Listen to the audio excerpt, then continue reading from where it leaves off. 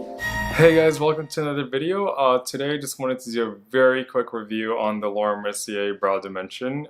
This is a brow product that you can use to fill in your brows. It has color to it, but it also has the hold, of a brow gel. And I'm just going to apply it really quickly so you can see what it looks like.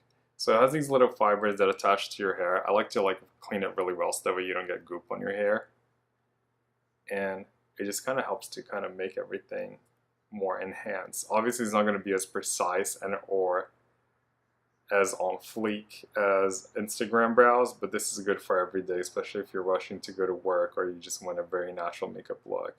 I am going to give you a warning though, this is better for people that do have hairs. If you don't have hairs, don't expect it to work a miracle because it won't. But lately, I like my Lash Strong Little Tokyo brow pencil / marker. However, if I don't have time for that in the morning, then I just kind of do this and I'm ready to go. And it stays on pretty much all day. What's nice about it is that the brush is really small, so you can actually shape the brows really well and you can make the hairs go any direction that you want them to. So if you wanted it to be like a little bit more feral like I'm doing on this side, you can just brush them, back brush them and make them point up and just leave them like that.